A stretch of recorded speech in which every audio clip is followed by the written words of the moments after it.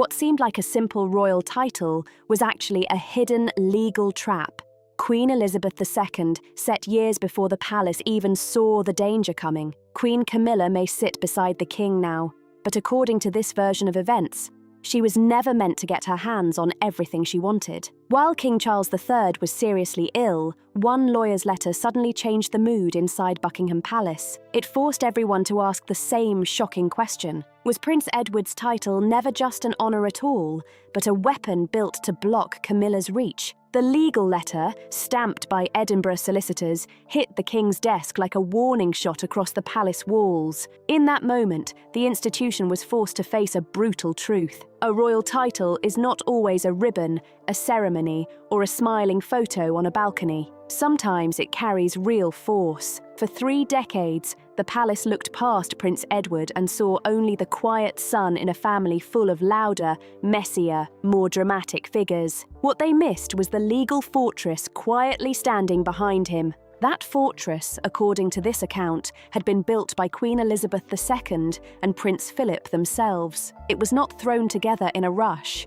It was built slowly, carefully, and with the kind of cold planning only people who understood monarchy at its deepest level could pull off. The goal was simple, but explosive: protect the crown's private wealth from future interference, especially from the woman who would one day sit beside the king, Queen Camilla. The story begins on November 19th, 1947, when King George VI issued letters patent creating the Dukedom of Edinburgh for Philip Mountbatten. At first glance, it looked like a normal royal move, but buried inside that old legal instrument this story claims were provisions with real staying power. They were not meant to vanish with time, and they were not meant to die with the first holder.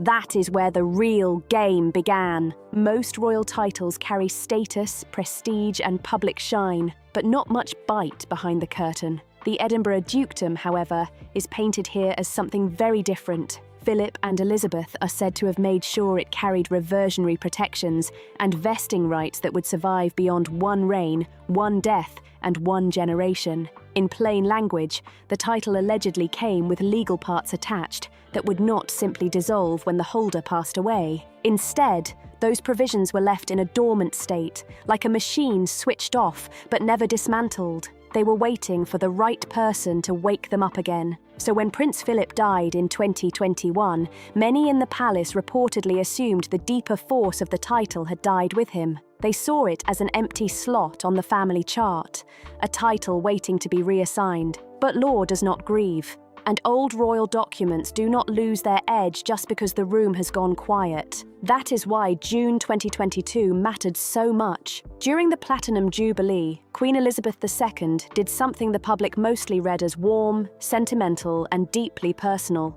She formally conferred the Dukedom of Edinburgh upon Prince Edward. To most people, it looked like a mother rewarding a loyal son, but in the world of palace law and power, the wording itself became the bombshell. The announcement used the word conferred instead of granted, and that difference fueled everything that followed. To grant can suggest giving something new. To confer can suggest passing on an existing legal instrument with all the powers, limits, burdens, and protections already tied to it. If that interpretation is right, then Elizabeth was not creating something fresh for Edward. She was handing him an old blade still sharp enough to cut. And why Edward?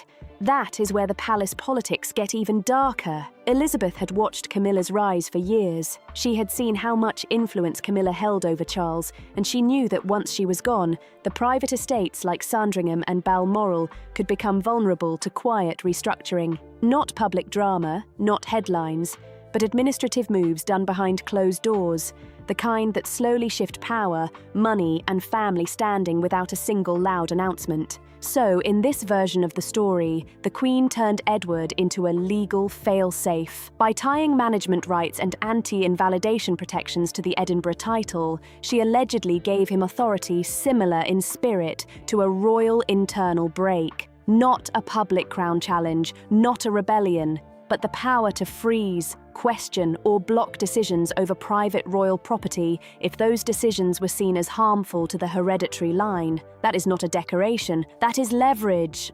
Then came late 2023, when King Charles III began moving quickly to consolidate parts of the royal portfolio. He made decisions involving key income streams and private Scottish estates. He was acting like a new monarch determined to streamline the firm. And according to this narrative, he was doing so with Camilla's guidance close at hand. Then the letter arrived, and everything changed. This was no casual note between brothers, and no private family complaint whispered over tea. It was a formal communication from external legal counsel representing the Duke of Edinburgh. The message, by this telling, was icy and precise. It argued that the King's recent estate management decisions were in direct conflict with old 1947 provisions, now attached to Edward's title. The palace did not just pause after that, it froze, not the soft silence of protocol, but the hard silence of a room, realizing it may have misunderstood the rules all along. Charles, already facing a punishing schedule and a serious cancer battle, was suddenly staring at a legal problem he could not wave away. He could not simply tell Edward to stop. Edward was not acting like a jealous brother, at least not in this version. He was acting under what was framed as a legal order inherited from their mother. That is why the drama split the court into two bitter camps. One side saw Edward as the ultimate protector, the quiet man who spent 30 years in the background, while others grabbed headlines, made mistakes, or chased attention. In that reading, he became the grey man who stepped forward at the exact moment the monarchy needed a shield. A loyal son trained by Elizabeth to put the institution above ego, speed, romance, and palace vanity. The other side was not buying that noble image so easily. Critics looked at the timing and asked the question nobody wanted to say too loudly. Why now? Why force this kind of legal collision while the king was weak, tired, and physically vulnerable? They suspected Edward might also be protecting his own future, fearing that under a Camilla-shaped reign, his branch of the family could be pushed further and further to the edge of the Windsor map. To understand why the title matters so much, this story says you have to look at who held it before. The Dukedom of Edinburgh was not treated like just another shiny royal label. It was associated with steadiness, duty, and institutional weight. Edward's path to it was never guaranteed. Reports in 2021 even suggested Charles wanted to keep the title in reserve or allow it to fade. But then the Queen stepped in, and her move overrode all that. She chose Edward because he looked like the safest pair of hands in the family. He ran a production company, married Sophie Rhys-Jones, stayed largely scandal-free, and never built a career on feeding the tabloids. He was not flashy. He was not reckless. He was not driven by the need to be the centre of the room. In this telling, that was exactly why he was trusted with the 1947 mandate. He was the one person least likely to use it for vanity. The Queen may be gone, but this version of events paints her as still controlling the room from beyond the grave. After 70 years on the throne, she knew something few people around her truly understood. Crowns change heads, faces come and go, and family loyalties shift fast. But law survives. That is what made the letter's patent so dangerous. By using that old 1947 structure, she may have made sure Edward could still say no even when she no longer could. And the deeper fear behind it all was Camilla's growing influence. This was not framed as personal hatred. It was framed as institutional protection. As Camilla moved from Duchess of Cornwall to Queen Consort, her influence over Charles only grew stronger. Elizabeth and Philip, in this story, feared that a slimmed-down monarchy might become more than a tidy, modern image. They feared it could turn into a tighter grip over private wealth, with younger branches of the family getting squeezed out in the process. That is why the story leans so heavily on the idea of trustee power and inalienable rights. Under this dramatic reading, some lands and income streams were never meant to be treated like a free pile of assets for any reigning monarch to redirect at will. The Duke of Edinburgh, once Edward held the title,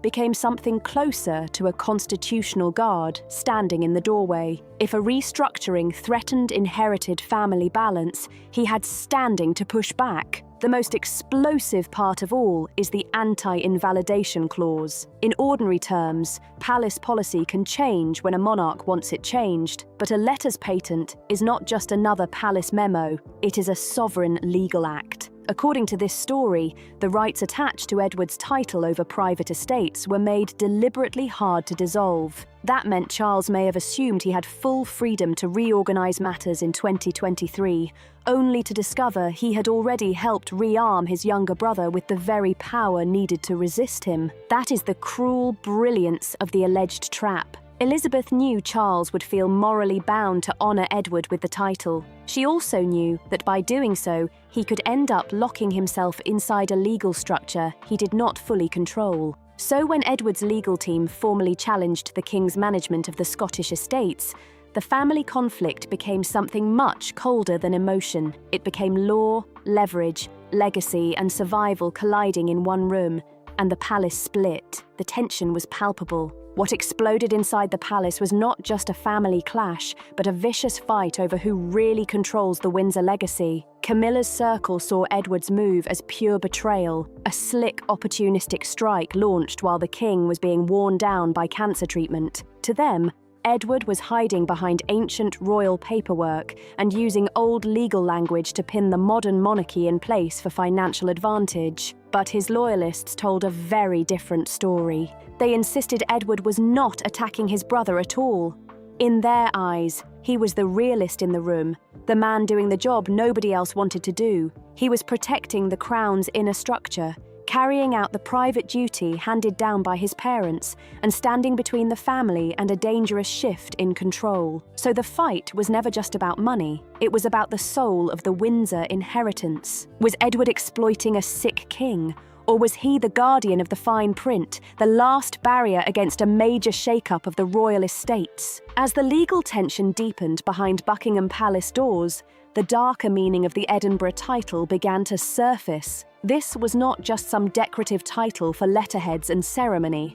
It was about who protects the bloodline's private foundation. Queen Elizabeth II and Prince Philip, in this account, understood something Charles may have missed in his push for a slimmed-down monarchy. Private property is what gives royals real independence. Without ancestral estates like Sandringham and Balmoral, even the monarch's own children become dependent on the system around them. That is why the Queen's private move toward Edward was framed as so important. The goal, according to this version of events, was to make sure those lands remained a shield for the family, and not something easily reworked by advisors, outside influence, or anyone not tied directly to the Windsor line. And hanging over all of it was the fear of Camilla's circle, the belief that modernisation could become a cover for consolidation, and that consolidation could weaken Edward and Anne for good. The legal weapon at the centre of the fight was said to come from the 1947 letters patent. In this dramatic interpretation,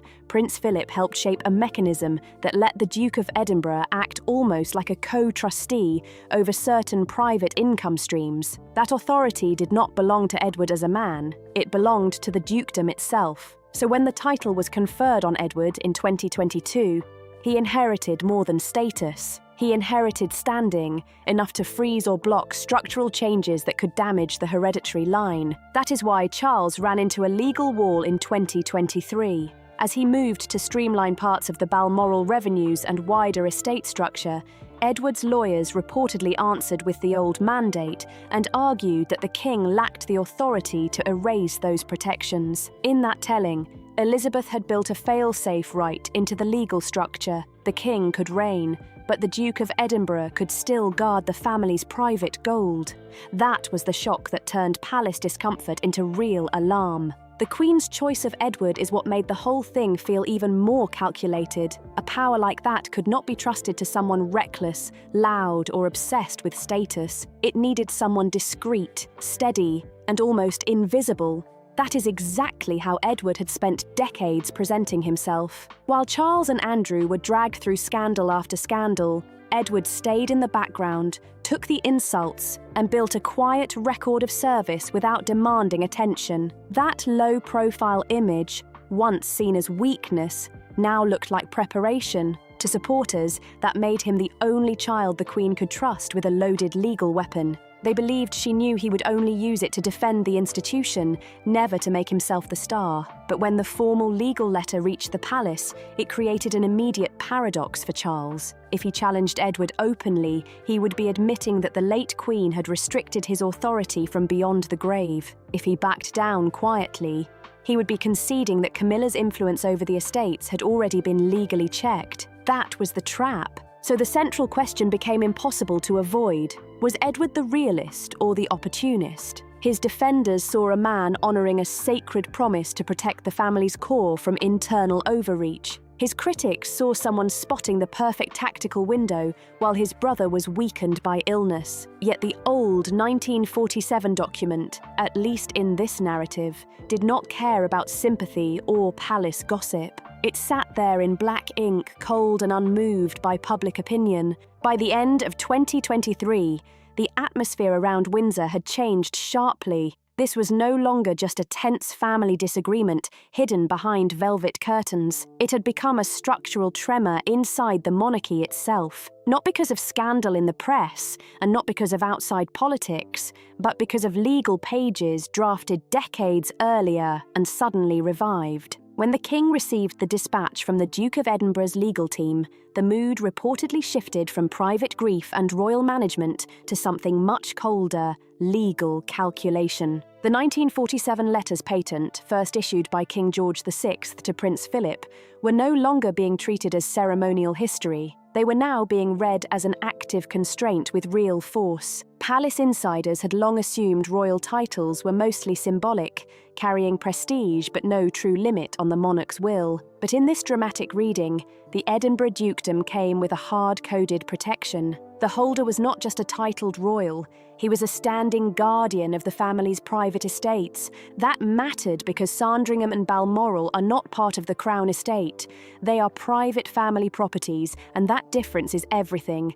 Under this account, the Duke of Edinburgh held a reversionary interest and a negative covenant, meaning the king could not make major structural changes, sell assets, or redirect key income without the Duke's approval. Once that reading entered the legal conversation, the conflict stopped being theoretical. It became a direct limit on royal control. The fear behind it all was not simply modernization, but displacement. If Charles consolidated the family's private wealth into one tighter royal purse, Edward and Anne could be pushed further out of their own inheritance and lose the independence those estates were meant to secure. That is why Elizabeth's 2022 decision is presented here as such a ruthless move. By giving Edward the title, she allegedly activated the 1947 protections and switched on a legal brake Charles could not easily remove. The anti-invalidation clause is what gives the story its sharpest edge. In normal palace life,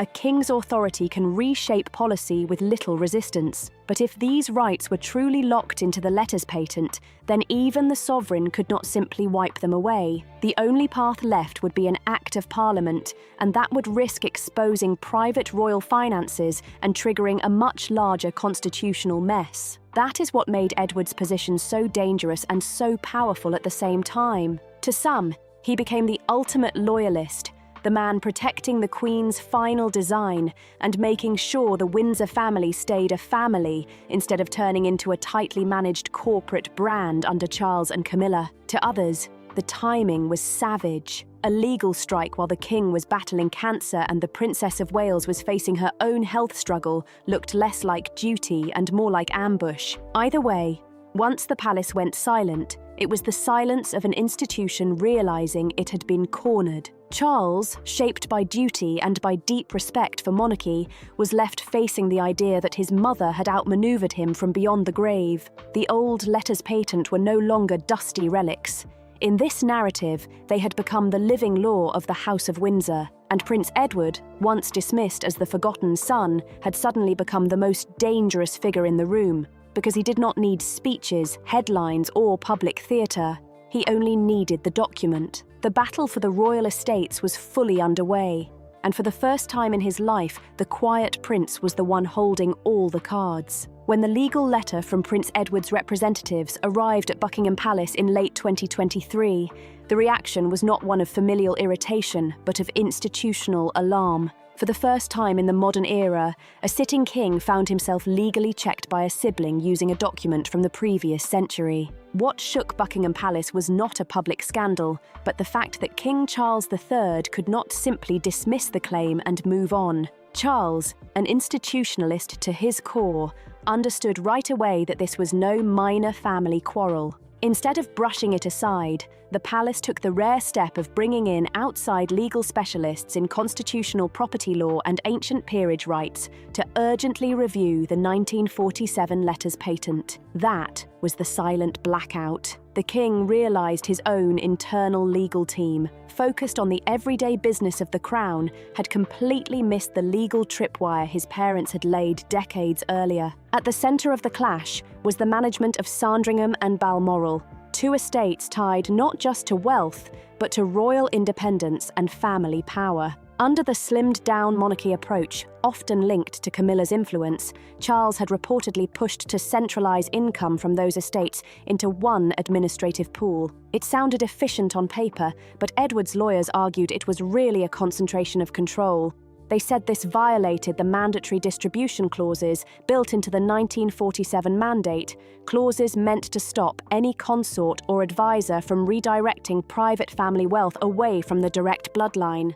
By invoking those old rights, Edward did far more than ask for his share. He asserted a legal right of consent. That meant serious decisions involving the private estates now needed the Duke of Edinburgh's approval. This was the anti-invalidation power at full strength, a real check on the king that could not be paused just because the timing was painful. And that timing made the whole thing even more explosive because the legal strike landed while Charles was already fighting through exhausting cancer treatment. Supporters of Edward argued he had no choice. In their view, law does not wait for a more comfortable moment.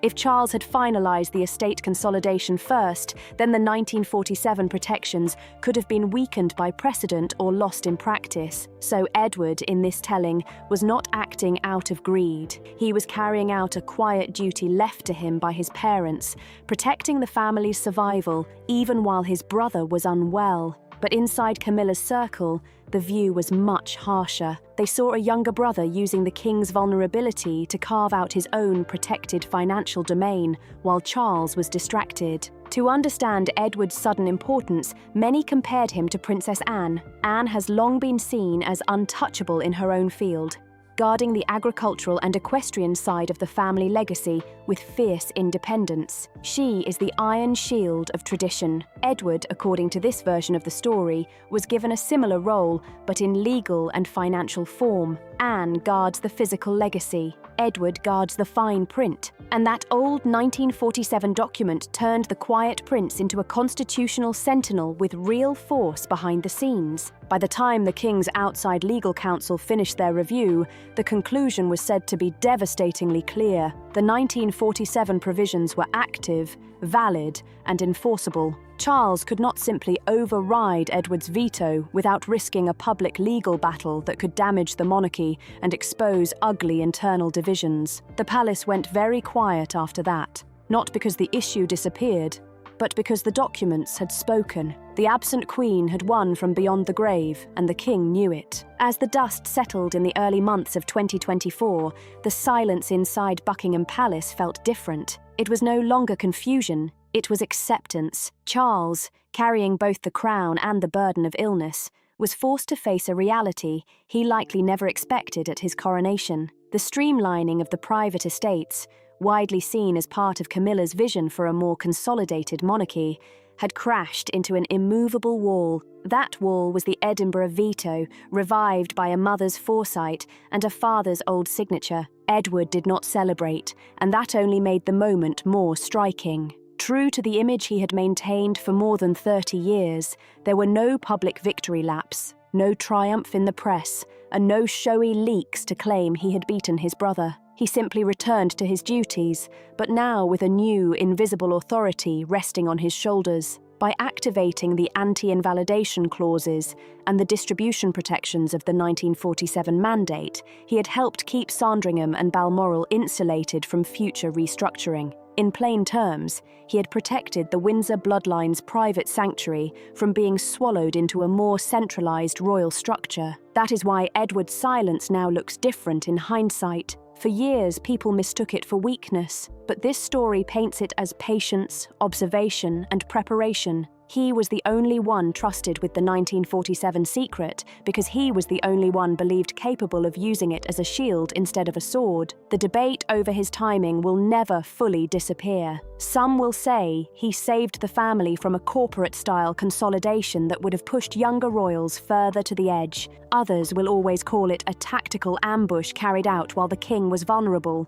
Still, the strongest argument in this story comes down to one brutal fact. Queen Elizabeth II did not leave behind a speech, an explanation, or a plea. She left behind a legal instrument. She knew that when the time came, she would be gone, and only the hard force of old law would be strong enough to resist pressure, personality, and shifting palace loyalties. People change, but documents remain. That was her final advantage. In the end, Charles's silence after receiving the letter may have said more than any public statement ever could. He realized he was not just facing a brother, he was facing the combined will of Philip and Elizabeth, written into the structure of royal law itself. And now, the quiet prince stands as the sentinel of the Windsor Vault, while the legacy of the British royal family remains, for now, protected behind the fine print of a 75-year-old document. Comment below with your take, and subscribe for more royal drama, hidden power moves, and palace secrets.